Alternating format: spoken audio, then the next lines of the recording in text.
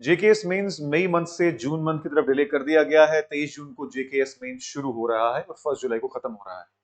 हमें बहुत सारे लोग ये कहते हैं कि सर एग्जाम में discuss, evaluate, critically analyse, examine, discuss, इन सब वर्ड्स का क्या मतलब है? क्या इन क्वेश्चन को डिफरेंटली ट्रीट करना है? ऑफ कोर्स डिफरेंटली ट्रीट करना है, तभी तो अलग अलग वर्ड यूज किए उन्होंने मेंस में। आपका कंटेंट कितना भी अच्छा हो, अगर आप क्वेश्चन की डिमांड के हिसाब से अपने आंसर को नहीं लिखोगे तो मार्क्स कम ही आने हैं। आज की ये वीडियो आधे घंटे में मैं कोशिश करूंगा कि आपको ये जो डिस्कस, इवैल्यूएट, क्रिटिकल एनालाइज का डिफरेंस है समझ में आ जाए। और अगर आपने एग्जाम की डिमांड के हिसाब से इन वर्ड्स को मद्देनजर रखते हुए आंसर लिखा तो काफी उम्मीद है कि आपके मार्क्स भी बूस्ट हो जाएंगे। इंशाल्लाह आज इस वीडियो से मैं कोशिश करूंगा कि आपकी कंफ्यूजन क्लियर हो, अगर कम से कम 10-15 मार्क्स का बूस्ट मिल जाए। आपकी इंफॉर्मेशन इतनी इंपॉर्टेंट नहीं होती जितनी इंपॉर्टेंट ये होता है कि उसको किस तरीके से स्ट्रक्चर में डाला जाए। तो आज वो हम सीखेंगे। तो जो लोग भी चैनल पे हैं, नए हैं, डोंट फॉरगेट टू सब्सक्राइब। इस चैनल पर आपको सिविल सर्विसेज एग्जाम के रिलेटेड हर अपडेट और बहुत सारा एजुकेशनल कंटेंट मिलता है। तो शुरुआत करते हैं आज की वीडियो के एंड तक बने रहिएगा। मैं वीडियो के एंड में आपको बताऊंगा एक ऐसा टेबल जिस टेबल को याद करके आपको हमेशा हमेशा के लिए पूरा का पूरा इशू याद रह जाएगा। सबसे पहले तो हम जानते हैं कि कीवर्ड्स आते रहते हैं एग्जाम में। डायरेक्टिव वर्ड बोलते हैं इसको, जिसमें आपका एग्जैक्टली एग्जामिनर उस सवाल से क्या एक्सपेक्ट कर रहा है आपसे वो पता चलता है। इस पर्टिकुलर वर्ड को, कीवर्ड को इग्नोर करना मतलब आपके मार्क्स लूज हो सकते हैं। और आप ये मानिए कि जो कीवर्ड है ये एक रोल असाइनमेंट दिया जा रहा है आपको। रोल असाइनमेंट देने का मतलब ये है कि अगर आपको बोला जा रहा है कि एग्जामिन या एनालाइज, तो आपको रिसर्चर का रोल दिया जा रहा है कि रिसर्च करो। अगर आपको बोल रहा है क्रिटिकल, चाहे वो क्रिटिकली एग्जामिन बोल रहा है चाहे वो क्रिटिकली एनालाइज बोल रहा है, तो आपको वो जज और एडवोकेट बनने के लिए बोल रहा है। अगर आपको डिस्कस करने के लिए बोल रहा है तो आप इमेजिन करो आप एक डिबेटर हो कि मुझे डिबेट करनी है किसी के साथ, तो मैं किस किस्म के आंसर लिखूंगा। अगर वो इल्यूसिडेट बोल रहा है तो आपको टीचर बनने के लिए बोल रहा है कि समझाओ मुझे कि आप इसका मतलब क्या है, मुझे समझाओ बच्चे की तरह। और अगर वो आपको इवैल्यूएट या एसेस करने के लिए बोल रहा है तो आपको वो ऑडिटर बनने के लिए बोल रहा है। अगर आप ये कीवर्ड्स याद रख लें कि एग्जामिन का मतलब रिसर्चर बनना है मुझे, क्रिटिकली एग्जामिन या क्रिटिकली कमेंट या क्रिटिकली एनालाइज का मतलब मुझे जज और एडवोकेट बनना है, यानी प्रोज एंड कॉन्स बताने हैं। और डिस्कस करने का मतलब मुझे डिबेटर बनना है। इल्यूसिडेट करने का मतलब मुझे टीचर बनना है। और इवैल्यूएट या एसेस करने का मतलब मुझे ऑडिटर बनना है। तो आपका काफी सारा काम तो यही खत्म हो गया। A good beginning is half done. तो अब आते हैं हम एक एक करके सबके ऊपर। सबसे पहले एग्जामिन। तो एग्जामिन में मैंने आपको बताया कि आप रिसर्चर का रोल प्ले करो, कि आपको फैक्ट्स ढूंढने हैं, रिसर्च करना है। और अप्रोच क्या होनी चाहिए आपकी, जो भी क्वेश्चन है उसके फैक्ट्स, कॉज एंड इफेक्ट लाना है। और उसके बाद डेटा और रियल वर्ल्ड एग्जांपल के साथ अपने हर आर्गुमेंट को सब्सटैंशिएट करना है। जो भी आर्गुमेंट आप प्रेजेंट करेंगे तो आपको उस आर्गुमेंट को डेटा से सब्सटैंशिएट करना पड़ेगा, प्रूव करना पड़ेगा कि अगर मैं ऐसा कह रहा हूं तो ये वजह ये है। फॉर एग्जाम्पल कि अभी एक न्यूज आर्टिकल था कि मॉनसून की वजह से इन्फ्लेशन हो सकता है, यानी अगर एल नीनो होगा तो एल नीनो से बारिश कम होगी और बारिश कम होने से हमारी फसल कम उग सकती है, क्योंकि इंडिया में 40% के आसपास ही इरिगेटेड लैंड है, बाकी सब रेनफॉल पे डिपेंडेंट है। तो 60% पे उगने वाली फसलें पे इंपैक्ट पड़ेगा, सप्लाई कम होगी, सप्लाई कम होगी तो आपका प्राइस बढ़ सकता है। तो इस किस्म से सब्सटैंशिएट करना है। आपको पता होना चाहिए था कि इरिगेटेड लैंड सिर्फ 40% के आसपास है, तो ये डेटा आपके पास होना चाहिए। अगर आपके पास ये डेटा नहीं है, गूगल फॉर्म नीचे मैंने दिया हुआ है इस डिस्क्रिप्शन में, तो गूगल फॉर्म भर लीजिएगा। हम आपको एक डेटा एंड फैक्ट्स की बुक भेजेंगे। बहुत सारे स्टूडेंट्स को हमने भेज दिया है, लेकिन अगर आपके पास नहीं पहुंची है तो लेटेस्ट डेटा एंड फैक्ट्स की बुक भेजेंगे और उससे आपका काफी सारा काम आसान होगा। ठीक है, तो उसके बाद आपको करना है कि वाई एंड व्हाट सोचना है। वाई एंड व्हाट एग्जामिनर को सोचना है। एग्जामिन या एनालाइज में सोचना है वाई एंड व्हाट। अब इसमें मैं एग्जांपल लेके आपको समझाता हूं, एक क्वेश्चन लेके।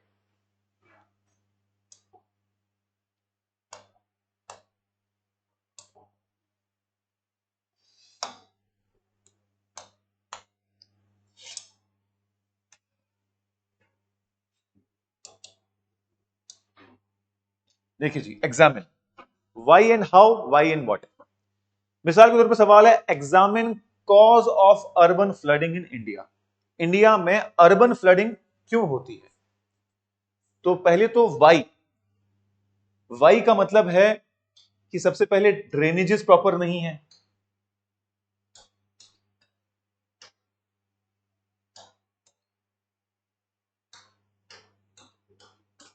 ड्रेनेजेस,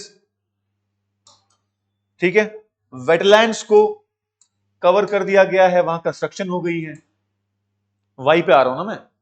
सिमिलरली अर्बन एरियाज में जो आपके जो क्लॉगिंग है, डी क्लॉगिंग एंड डीसिल्टेशन रेगुलरली नहीं हो रही है, अनप्लान्ड डेवलपमेंट है,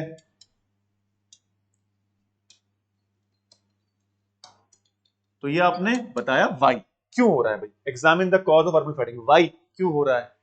अब हाउ टू इंप्रूव इट, किस तरीके से अर्बन फ्लडिंग को प्रिवेंट किया जा सकता है।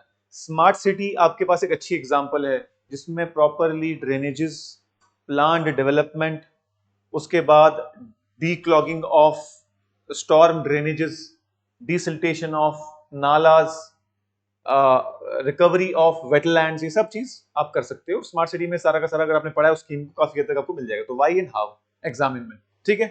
अब दोबारा आते हैं अपने दूसरे डायरेक्टिव पे। दूसरा डायरेक्टिव क्या है? अच्छा, अब आंसर स्ट्रक्चर कैसा होना चाहिए वो आपको पता ही है। इंट्रोडक्शन में पहले कंटेक्स्ट सेट करो कि यस अर्बन फ्लडिंग बहुत सारी हो रही है। एग्जांपल में चेन्नई फ्लड बोल सकते हो, कश्मीर के फ्लड 2014 की एग्जांपल ले सकते हो। तो इसमें आप सेट करोगे कंटेक्स्ट, डिटेल ब्रेकडाउन, कॉजेस क्या है, मैकेनिज्म्स क्या है, फिर करंट स्टेटस क्या है, आज के डेट में फ्लडिंग के रिलेटेड क्या डायरेक्टिव्स है, क्या डिजास्टर रिस्पांस फोर्स के पास कोई एसओपीज हैं, एंड कंक्लूजन। फिर आप अपना कंक्लूजन लिखेंगे। वाई एंड हाउ दिमाग में रखो एग्जामिन के लिए, ठीक है जी।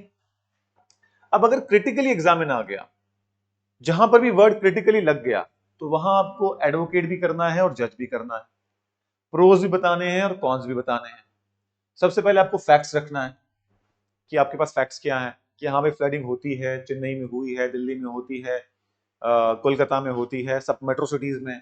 फिर आपको टीयर 2 सिटीज की बात कर सकते हो। फिर पॉजिटिव एस्पेक्ट्स, अगर कोई चीज क्रिटिकली एग्जामिन होगा, ऑब्वियसली मैं उस सवाल की बात नहीं कर रहा फ्लडिंग की, लेकिन जहां पर भी किसी भी सवाल में क्रिटिकली एग्जामिन लिखा हुआ है, for example critically examine the government's decision to amend the constitution and put reservation of women, तो उसके प्रोज एंड कॉन्स, फायदा ये है, नुकसान ये है, तो आप pros and cons, positive aspects and negatives लिखोगे। और उसके बाद एंड पे एक बैलेंस जजमेंट दो। तो जहां पर भी क्रिटिकली है, एडवोकेट की तरह भी एक्ट करो, जज की तरह भी एक्ट करो, प्रोज भी लिखो, कॉन्स भी लिखो, और फाइनली एक बैलेंस जजमेंट दे दो कि while the government's intent of giving reservation to women is the step in right direction, the concerns of opposition should also be taken into account। जो अगर आपने अभी ये न्यूज फॉलो की होगी वुमेन रिजर्वेशन बिल की, तो आपको समझ में आएगा कि अपोजिशन क्यों इस पे सवाल उठा रही है। डिलिमिटेशन का भी इशू है कि डिलिमिटेशन अगर करेंगे तो नॉर्थ की स्टेट्स को ज्यादा फायदा होगा, साउथ की स्टेट्स को कम फायदा होगा, वगैरह वगैरह। अब आ गया कमेंट। कमेंट क्या है? आप सबसे पहले अपने कंटेक्स्ट को फ्रेम करो और इशू को क्लियरली बताओ कि जो जिसपे भी कमेंट लिखा है जिस सवाल के साथ, उसको क्लियरली एक्सप्लेन करो। मैं अभी सवाल देके आपको समझाऊंगा। फिर अपना रीजनिंग दो कि it can be argued that this is happening while the intent is X, the reality is Y. चाहे गवर्नमेंट का इंटेंट वुमेन को रिजर्वेशन देने का है, लेकिन साथ में ही डिलिमिटेशन कर रहे हैं, उसका नुकसान ये हो जाएगा रियलिटी में, लाइक दिस। एंड फिर फॉरवर्ड लुकिंग कंक्लूजन, यानी कि गवर्नमेंट फॉरवर्ड लुकिंग की है कि भाई कुछ ऐसी चीज आपको लिखनी है जिससे आप एक पॉजिटिव नोट पे एंड करो। अब मैं सवाल के साथ आपको समझाता हूं। Comment, comment on the relevance of doctrine of basic structure. ठीक है जी, बेसिक स्ट्रक्चर की रेलेवेंस पे आप बात करो।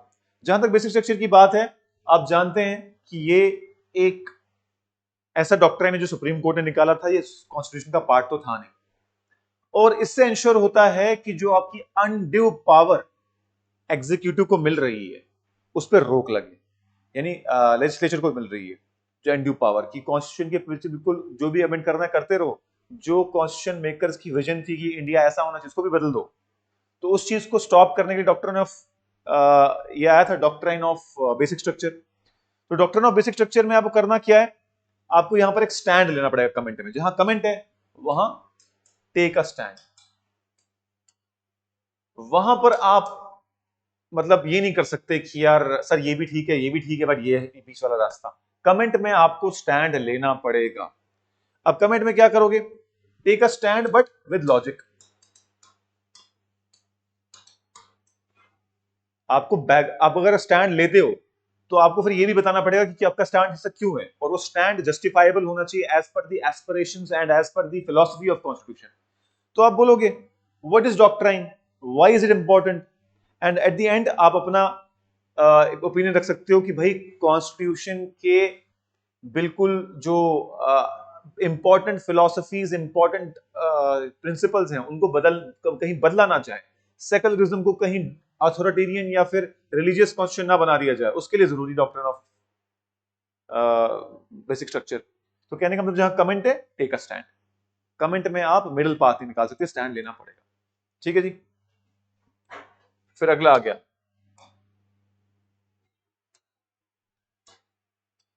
डिस्कस। डिस्कस में आप डिबेटर हो।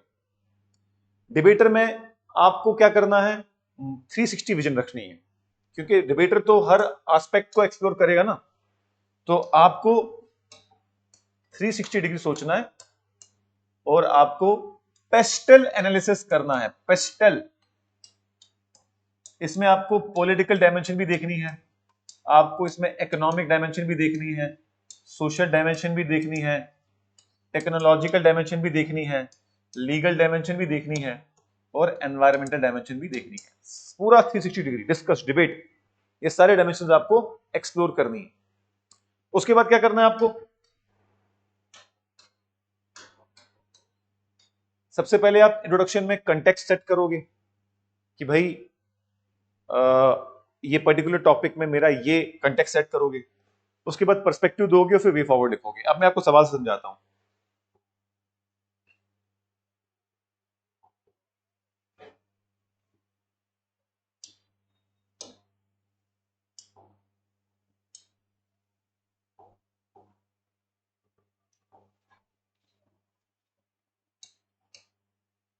Discuss the role of civil society in strengthening in Indian democracy. Civil society का क्या रोल है डेमोक्रेसी को स्ट्रेंथन करने में। तो सिविल सोसाइटी के डायमेंशन, सिविल सोसाइटी पॉलिटिकली कैसे रोल प्ले करती है, सोशली कैसे रोल प्ले करती है, इकोनॉमिकली क्या रोल प्ले करती है, और लीगली क्या रोल प्ले करती है। जैसे पॉलिटिकल, गवर्नमेंट और लोगों के बीच का ब्रिज बनती है, जहां तक गवर्नमेंट नहीं पहुंच पाती वहां तक ये पहुंचते हैं। प्रेशर ग्रुप का काम करती है, गवर्नमेंट के ऊपर प्रेशर डालती है कोई पर्टिकुलर डिसीजन लेने के लिए। इकोनॉमिक एंगल से लोगों को इकोनॉमिक इंडिपेंडेंस देती है, और लीगल इश्यूज से कई लोगों को, जो लोगों को जो ऐसे लॉज हैं जो एज सच सही नहीं है, चेंज करने की जरूरत है, उस पर बात करती है थिंक टैंक के जरिए। और फिर आप ये भी बता सकते हो कि कॉन्स क्या है, कि at the same time civil society का मिसयूज भी किया जा सकता है, फॉरेन फंडिंग के थ्रू एनजीओ का मिसयूज किया जा सकता है डेवलपमेंट को रोकने के लिए। तो डिस्कस में आपको 360 डिग्री एंगल रखना पड़ेगा। ठीक है जी। अब आते हैं हम अगले कीवर्ड पे, इवैल्यूएट। इवैल्यूएट में आप एग्जामिनर हो, आपको इवैल्यूएट करना है। जैसे कि आप बोलते हो यार सर मेरी कॉपी इवैल्यूएट कर दो, तो मैं आपके कॉपी को देख के जज करूंगा, इवैल्यूएट करूंगा, एग्जामिन करूंगा। तो एग्जामिन के लिए what were the stated goals and intentions at the outset. किसी पॉलिसी को इवैल्यूएट करना, अक्सर इवैल्यूएट का वर्ड पॉलिसी में आता है, गवर्नमेंट डिसीजन पे आता है। Did the policy achieve what it set out to do डू। तो इवैल्यूएट के लिए आपको ऑब्जेक्टिव्स वर्सेस आउटकम करना पड़ता है। क्या करना पड़ता है, objectives versus outcome debate, objectives versus outcome. Government की जो कोई पॉलिसी के बारे में बोला गया है कि भाई ऑब्जेक्टिव क्या है इसके, ये है जी सुकन्या समृद्धि स्कीम का ऑब्जेक्टिव है कि वुमेन को फाइनेंशियली एम्पावर करना, लेकिन रियलिटी क्या है, आउटकम क्या है, ग्राउंड पे क्या है exactly? तो ऑब्जेक्टिव आप आउटसेट करोगे, फिर आप देखोगे कि अभी एक्चुअली ऑन ग्राउंड रियलिटी है क्या, and then you will give your own conclusion. अपना ओपिनियन दोगे कंक्लूजन में कि यार ये चीज हुई है बट ये करने की जरूरत है। तो आपको एग्जामिन में क्या करना है, ऑब्जेक्टिव्स वर्सेस आउटकम। मैं एग्जांपल से समझाता हूं।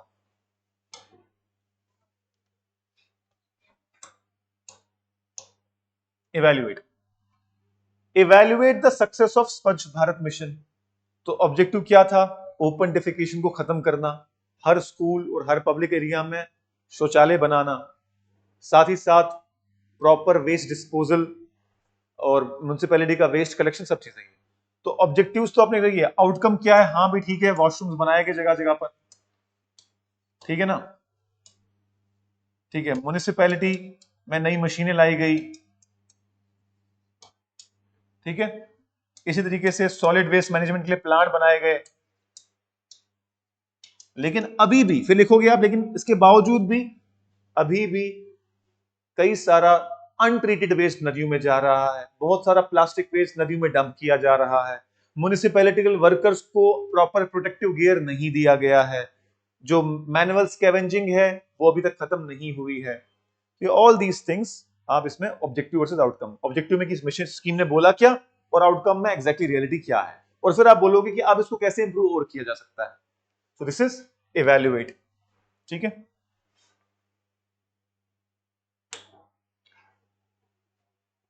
अब क्विक रिवीजन करते हैं। डिस्कस में आपको बनना है डिबेटर, ठीक है। एग्जामिन में बनना है आपको इन्वेस्टिगेटर। डिबेटर में pros cons, wide range application across all dimension. तो डिस्कस में 360 डिग्री है, यहां पर आप 360 डिग्री भी लिख दोगे। उसमें पेस्टल एनालिसिस भी करोगे, political, economic, social, technological, legal, environmental. फिर एग्जामिन में आप इन्वेस्टिगेटर बनोगे, what and why, how and why. Critical examine में आप जज भी बनोगे, एडवोकेट भी बनोगे, both sides of a coin और एक बैलेंस्ड फेयर जजमेंट दोगे। इल्यूसिडेट में आप टीचर बनोगे कि भाई मैं किसी को पढ़ाऊंगा, जैसे मैं आपको भी पढ़ा रहा हूं तो मैं इल्यूसिडेट कर रहा हूं। इवैल्यूएट में ऑडिटर बनोगे, सक्सेस वर्सेस फेलियर देखोगे, या फिर इवैल्यूएट में आप outcome versus, sorry, objective versus outcome देखोगे। कमेंट में आप कमेंटेटर बनोगे और अपना एक लॉजिक के साथ स्टैंड लोगे। क्रिटिकली कमेंट में आप एक जज बनोगे, स्केप्टिक जज, और उसकी खामियां भी निकालोगे, पॉजिटिव्स भी लिखोगे, एक बैलेंस जजमेंट दोगे। तो अगेन दोबारा, डिस्कस का मतलब डिबेटर 360 डिग्री, एग्जामिन का मतलब investigation, what, how, why, critical examine का मतलब जज, कैसा जज भी, एडवोकेट भी, प्रोज भी, कॉन्स भी। इल्यूसिडेट का मतलब टीचर बन जाओ, लोगों को समझाने लगो। इवैल्यूएट का मतलब objectives versus outcome, and comment का मतलब ग्राउंड लॉजिक के साथ स्टैंड लो जो भी बात करने वाले हो, और क्रिटिकली कमेंट का मतलब स्केप्टिक जज, ठीक है जी। अब मैं आपको लास्ट में दिखाता हूं जो मेरा खुद का बनाया हुआ फॉर्मूला है, जो आप इस्तेमाल कर सकते हो। तो यही है, discuss 360 degree, examine, why and how, evaluate, जज, कमेंट,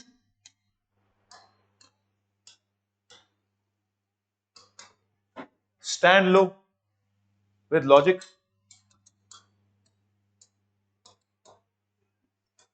इल्यूसिडेट, मैं टीचर बनूं, एक्सप्लेन करो बच्चे की तरह, मतलब बच्चे यानी स्टूडेंट की तरह, यानी कि बिल्कुल 1 साल के बच्चे की तरह। सो इस किस्म से आपको बनना है, ठीक है जी।